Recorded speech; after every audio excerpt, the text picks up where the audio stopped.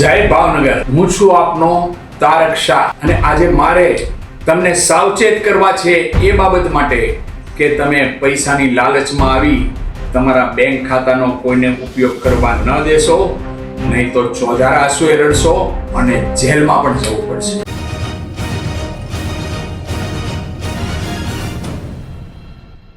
ભાવનગરમાં એવા કેટલાય લોકો છે જેને પૈસાની જરૂરિયાત છે અને સ્વાભાવિક છે કે આ જરૂરિયાતવાળા લોકો પૈસાની લાલચમાં આવી જાય છે, કારણ કે એને બીજું કશું કરવાનું હોતું નથી. એનું બેંકનું ખાતું છે એ અન્ય લોકોને વાપરવા આપવાનું છે. એમાં મની ટ્રાન્સફર થાય, પૈસા જમા થાય, પૈસા ઉપડે એ માટે થઈને એને કમિશન મળે. પણ આ નાની સૂની વાત નથી. તમને તમારા 2 પૈસાની 5 પૈસાની પડી છે, પરંતુ આની પાછળ દેશદ્રોહ છે, કરચોરીનું મોટું કૌભાંડ છે.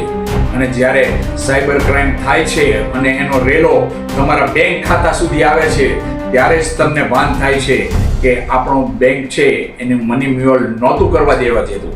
રિઝર્વ બેંક ઓફ ઇન્ડિયાએ પણ આ અંગે ચેતવણી આપી છે કે તમારા બેંક ખાતાનો કોઈને ઉપયોગ કરવા ન દો અને તમે પૈસાની લાલચમાં ન આવો, કારણ કે આ એક મોટો અપરાધ છે. એટલું જ નહીં, પણ આ મોટો દેશદ્રોહ છે.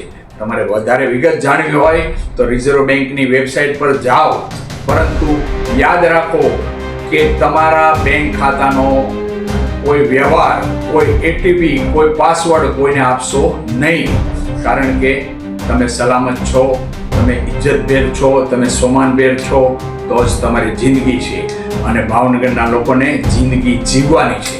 માટે તમે બેંક ખાતાનો દુરુપયોગ થવા દેશો નહીં અને રાષ્ટ્રના નિર્માણમાં પણ સહયોગ આપજો.